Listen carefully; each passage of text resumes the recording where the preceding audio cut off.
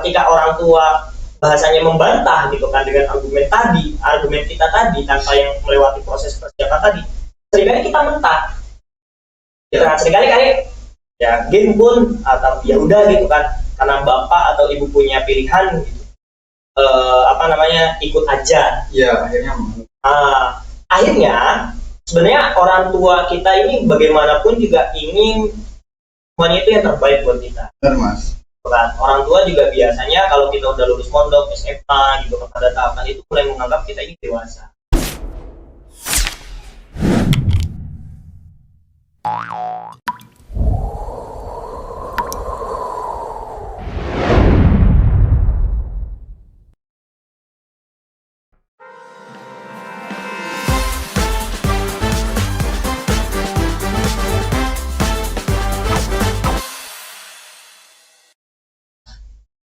Halo teman-teman, selamat datang di podcast KMM Jakarta, program baru yang 30 menit ke depan kita akan bincang-bincang santai dengan narasumber-narasumber yang insya Allah menarik dan hebat.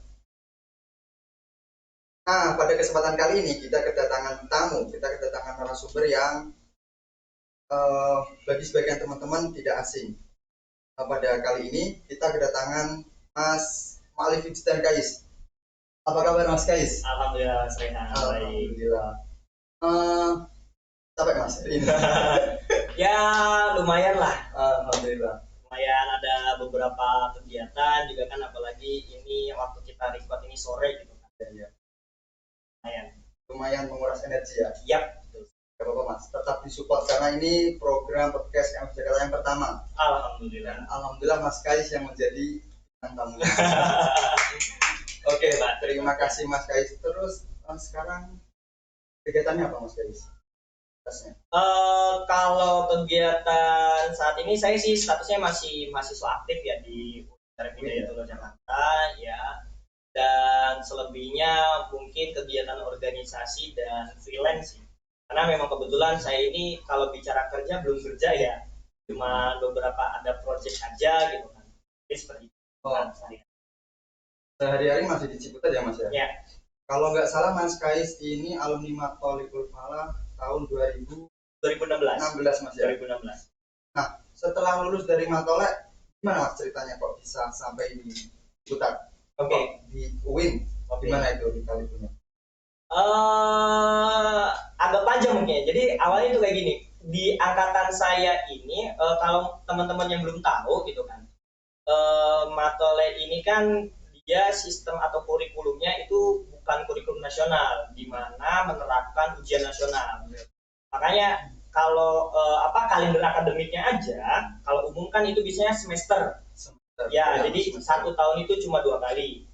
Nah, kalau di Matolek ini dibagi 3. Catur bulan ya biasanya. Makanya catur bulan. Sebenarnya kalau sistem pendidikan nasional dulu memakai ini juga catur bulan.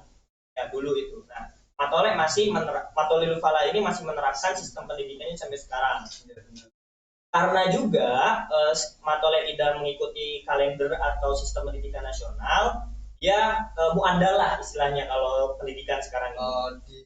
Disetarakan. Ya, jadi walaupun tidak ikut UN gitu kan, sistem akademik yang baku dari pemerintah, tapi secara kurikulum masih diakui oleh pemerintah dan ijazahnya legal untuk teman-teman kalau mau meneruskan jenjang pendidikan yang lebih tinggi. Nah, tahun 2016 kebetulan itu ujian di hari ketiga berbarengan dengan tes ke Timur Tengah. Ya, Mesir. Karena waktu itu jujur saya lumayan semangat gitu kan, mau melanjutkan jenjang pendidikan saya ini ke Timur Tengah. Oh, sebenarnya keinginan pertamanya di Maroko. Di Maroko. Ya, di Maroko. Akhirnya karena ya kan saya belum lulus dan ujian hari ketiga itu ingat banget ya. Calon 3 hari ketiga. Nah, kemudian karena nggak bisa, akhirnya saya gap year. Setelah lulus di Matolek tahun 2016, saya sempat ngabdi dulu di pondok pesantren namanya As-Siddiqiyah Karawang. Ya, selama 1 tahun, karena tadi kan tujuan utama saya melanjutkan jenjang pendidikan ke lebih tingginya itu ke Maroko. Ya, Waktu akhirnya tahun 2016 lulus, masuk ke tahun 2017. Di situ saya tes 4 kali, Mas. Tes ke Maroko tadi itu? Iya enggak, maksudnya di tes tahun 2017 itu saya tes 4 kali. Satu ke UIN Jakarta, satu ke Timur Tengah, duanya itu pondok Darussunnah. Jadi Darussunnah itu salah satu pondok pesantren. Bidang studinya itu ilmu hadis yang ada di Ciputat. Nah, satunya lagi nama pondok pesantrennya itu Sabilus Salam. Sabilus Salam. Ya, saya 4 tes dan semuanya keterima. Terima. Tapi kalau yang ke Maroko itu saya kan ini jalur Kemenak ya. Jalur Kemenak. Kemudian karena nilainya kurang dikit gitu akhirnya geser. Jadi ke Mesir. Oh. Ya, jadinya ke Mesir. Yang Mesir bukan tujuan Mas Kais ya? Iya. Akhirnya ya kata saya ya udahlah nggak masalah gitu kan, sama-sama Timur Tengahnya. Awalnya gitu. Cuman akhirnya yang di Timur Tengah nggak saya ambil, Mas Lehan. Kok nggak diambil? Kenapa, Mas? Karena ternyata biayanya waktu itu lonjakannya mahal. Oh. Yang kalau soalnya gini, di KMF ini alumni Matole ini kan banyak juga yang meneruskan akhirnya di Maroko, di Mesir, Sudan, banyak tuh. Saya sempat tanya gitu kan dulu sampean kalian semua melanjutkan ke situ biayanya berapa gitu kan. Waktu itu kisaran 14 juta masih cukup gitu. Bisa lah ya. Ya, di zaman saya itu melonjak hampir 10 juta minimal itu faktor ya. Buat berangkatnya doang itu 25 juta. Terus jadi 25 juta. Iya, untuk berangkatnya doang. Belum timbangan yang sangat wah gitu kan. Akhirnya kemudian saya cukup realistis sesuai kantong juga gitu kan.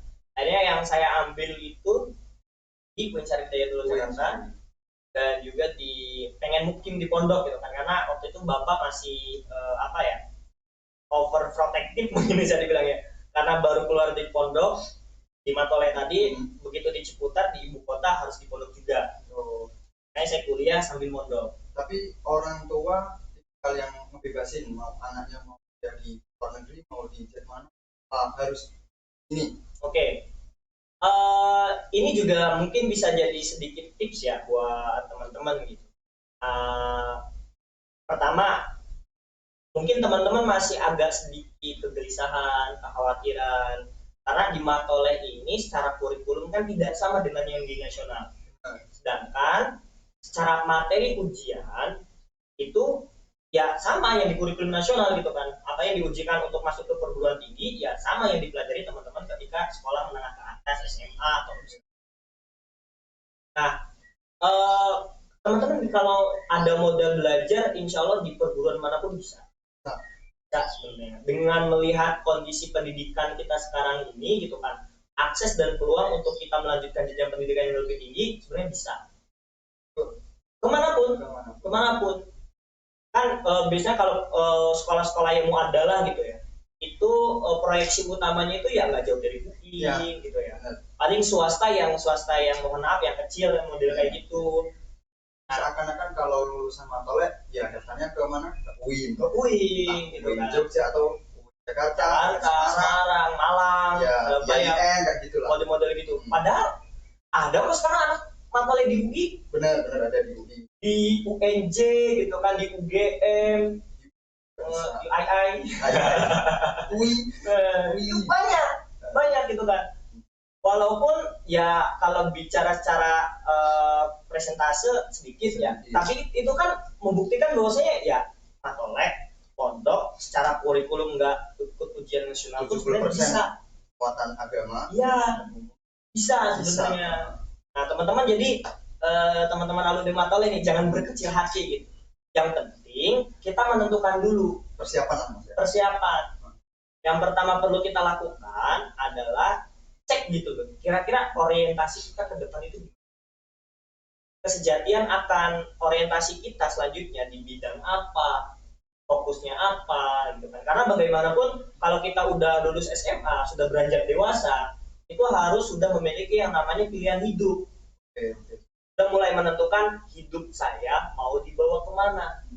Nah harusnya udah mulai tuh di tahapan ke situ tuh gitu kan. Kita mulai jangan hanya kayaknya menarik ini gitu kan.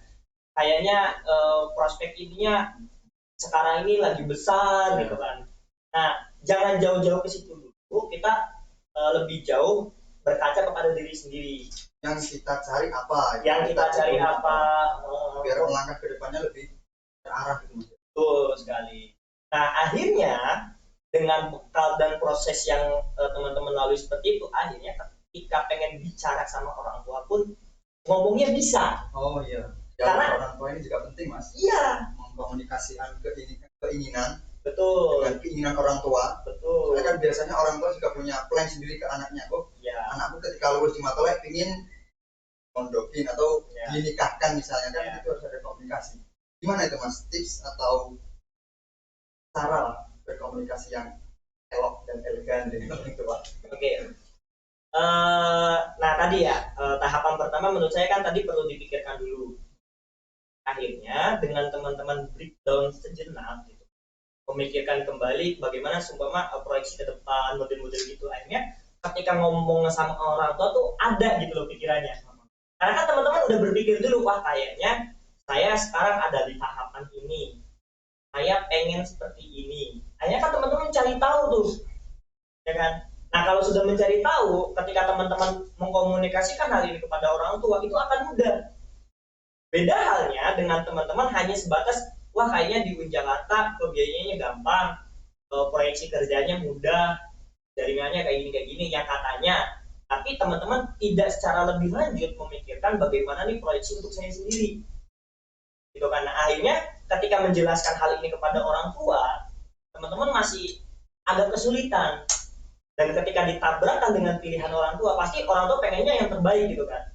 Orang tua punya pilihan, punya plan sendiri buat anaknya. Nah, ketika orang tua bahasanya membantah gitu kan dengan argumen kita tadi tanpa yang melewati proses persiapan tadi, seringkali kita mentah. Gitu kan, seringkali ya game pun atau ya udah gitu kan, karena bapak atau ibu punya pilihan gitu. Ikut aja. Iya, akhirnya. Akhirnya sebenarnya orang tua kita ini bagaimanapun juga ingin semuanya itu yang terbaik buat kita. Benar, Mas. Kan orang tua juga biasanya kalau kita udah lulus pondok, SMA gitu pada tahapan itu mulai menganggap kita ini dewasa. Nah, tinggal bagaimana cara kita meyakinkannya aja. Nah, caranya tadi teman-teman gali lebih jauh gitu kan. Keinginan teman-teman itu sejatinya seperti apa? Alasannya itu apa? Kan soalnya kita memutuskan akhirnya untuk memilih itu kan banyak tuh pertimbangannya tuh.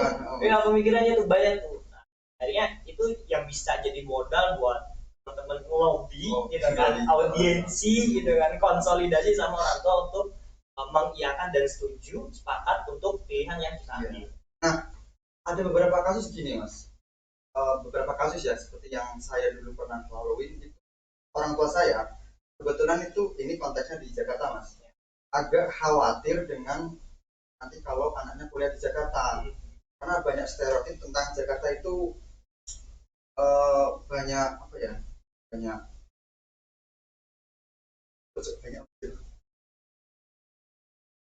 saya tinggalin sini ojo ya. Nah, oke, siap, 1, 2, 3. Nah, ada gini juga, Mas. Itu kan tadi terkait yang harus digarisbawahi adalah alasan kita memilih kenapa harus kuliah atau kenapa harus melanjutkan studi di mana gitu kan, harus ada latar belakang, harus ada alasannya biar ketika ngobrol atau komunikasi dengan orang tua jelas. Terus ternyata di beberapa kasus dijumpai gini, Mas.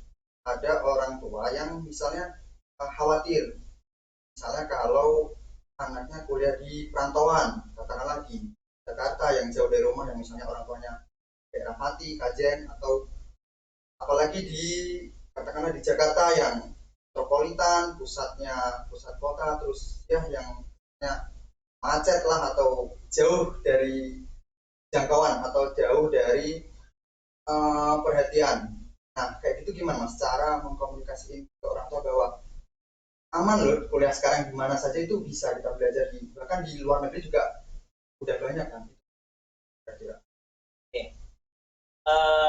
Ini mungkin sedikit tips pribadi dari saya terkait kasus yang disampaikan.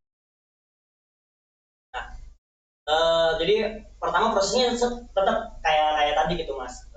Perlu apa namanya, kita breakdown dulu, kita pelajari dulu sejatinya apa yang kita butuhkan dan proyeksikan untuk kedepannya itu seperti apa. Nah untuk selanjutnya, khusus untuk matole yang lulusan alumni, lulusan pondok pesantren, lulusan umum, kita ini alumni itu biasanya banyak. Contoh sebut aja di UIN, matole itu pasti ada alumni yang di UIN. Nah, kalau teman-teman tidak bisa mengambil dari jalur alumni, itu ada kalau di Ciputat itu istilahnya primordial. Ya, asal daerah. Ya kan? Nah, di situ. Apalagi yang NU gitu, lewat jaringan di NU itu. Maksudnya apa 3 jaringan ini? Minimal teman-teman bisa ya, bisa juga minta perlindungan, bimbingan, dan juga pertolongan. Akhirnya walaupun sumpama nih, saya dari Karawang, saya nggak punya kenalan dari rumah. Nah, ketika ke Ciputat ini, ya saya punya teman alumni. Saya bisa mengakses teman-teman primordial, teman-teman Karawang yang ikut kuliah di Jakarta atau kuliah di UIN Jakarta atau di Jakarta. Mas agak ke kamera dikit biar kelihatan kata direkturnya gitu. Oke. Ya. Nah ini oke. Jadi dipotong aja. Oke. Ya. Nah, pertama itu kita bisa mengakses melalui alumni untuk memintai pertolongan, bantuan, dan juga bimbingan. Jangan khawatir Pak, Bu, di sini juga ada teman-teman Bapak Ibu juga kan akhirnya bisa cross check gitu kan, bisa memantau dengan nanya kabar sama beliau-beliau gitu kan, perkembangan dan keadaan saya saat ini bagaimana. Ya memang namanya Jakarta keras itu ya subhanallah naudzubillah gitu kan sebenarnya. Jakarta sebuah ibu kota negara Republik Indonesia yang semua kesempatan itu ada, ya kan. Akan tetapi dengan semakin tinggi sebuah kesempatan dan kemungkinan, berbanding lurus dengan tantangan dan rintangan yang ada di dalamnya. Itu kayak keras gitu kan, apalagi pergaulan bebas, ya kan, model-model seperti itulah. Nah, kemudian apalagi untuk yang seringkali di teman-teman alumni pesantren. Nah, ini juga bisa gitu kan, bahwasanya kalau untuk kasusnya di UIN gitu kan, kultur-kultur yang ada di UIN untuk menjaga pesantren kita itu masih banyak. Baik secara formal, berarti teman-teman ketika mau melanjutkan kuliah di UIN Jakarta, mondok lagi. Ada ya mas? Ada. Sekitar UIN itu? Ada. Banyak ya? Bahkan, kalau mau tahu cari lebih jauh lagi, perguruan tinggi sekarang ini insya Allah ya, itu di lingkungannya itu bisa aja kok kita mengakses untuk cara mukim itu di pondok pesantren. Ada. Selain asrama juga? Selain asrama dari kampusnya. Nah, contoh sederhana. Kalau bicara UIN, itu pasti ada tuh, bisa dipastikan. Mau UIN Jakarta, UIN Jogja, Semarang, di Malang, Surabaya gitu kan. Kalau yang terkenal ya di UIN Jogja kan ada Kerapian, gitu kan, ada Nurul Umah, banyak banget tuh. Apalagi kalau bicara Kerapiannya sendiri aja itu kan kompleknya banyak banget. Kalau di Ciputat mas, kalau di Ciputat kebanyakan, kalau dulu sih ada 3 ya. Ada namanya tuh Darul Hikmah, itu di Gang Kompas, nah itu di situ. Tapi semenjak pandemi sempat tutup kalau pesantrennya.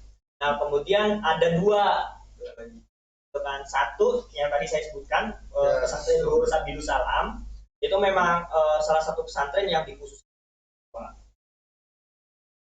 Program studinya itu 3 tahun, ya kan, 3 tahun. Jadi teman-teman di situ belajar sebagai mahasantri hanya 3 tahun di situ.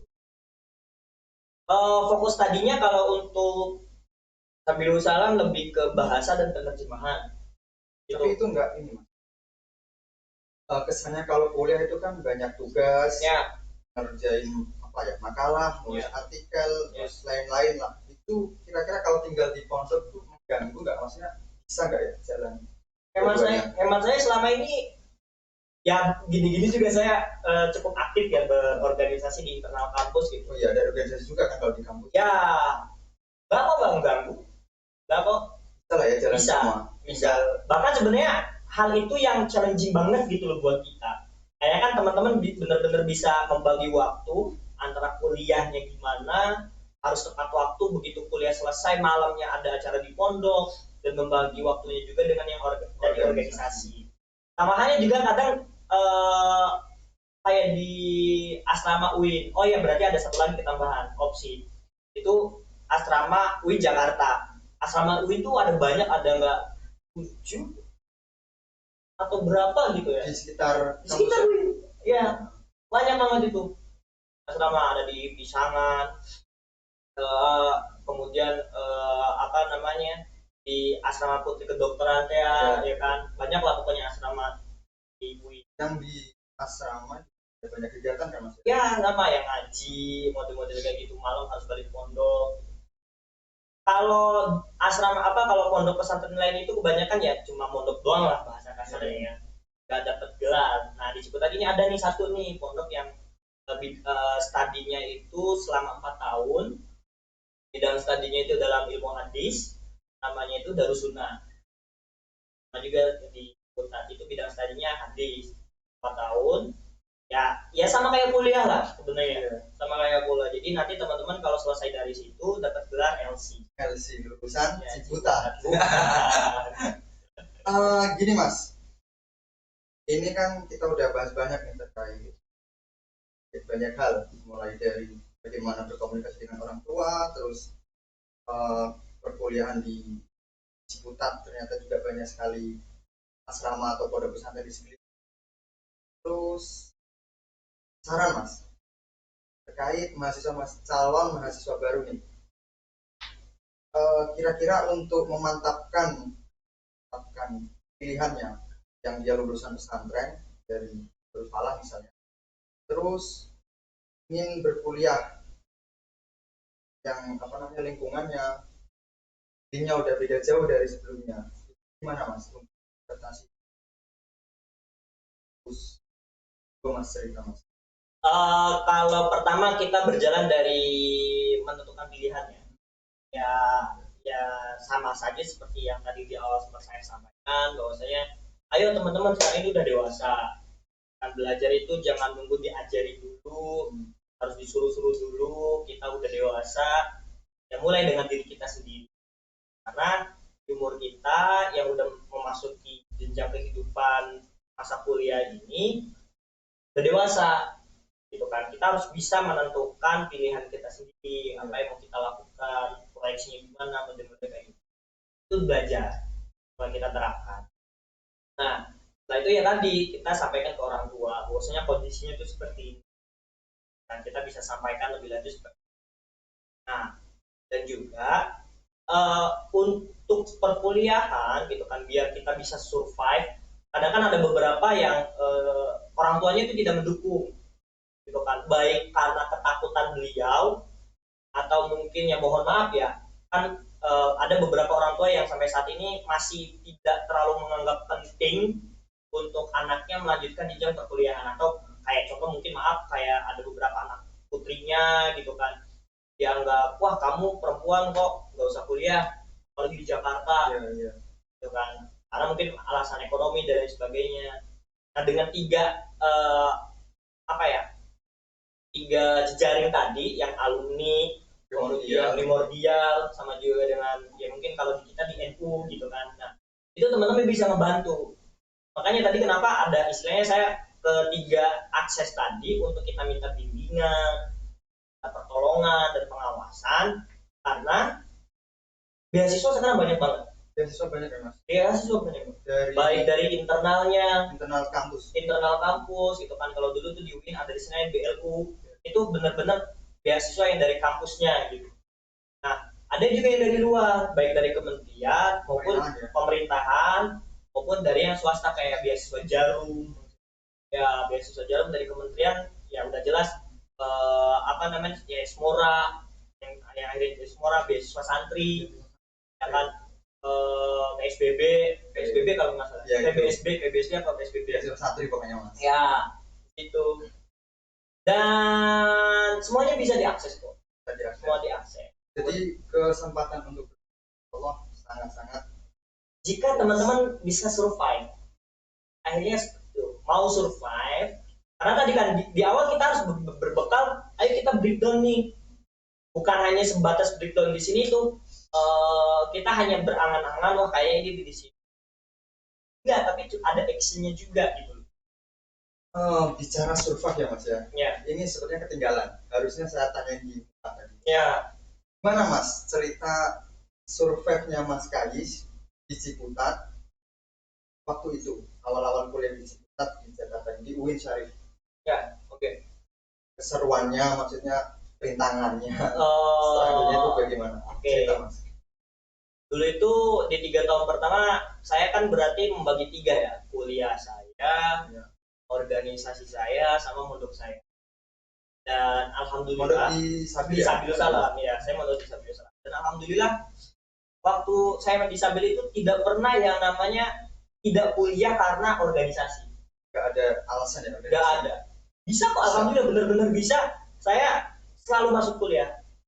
Boleh di-spill Mas? Aktif di organisasi mana?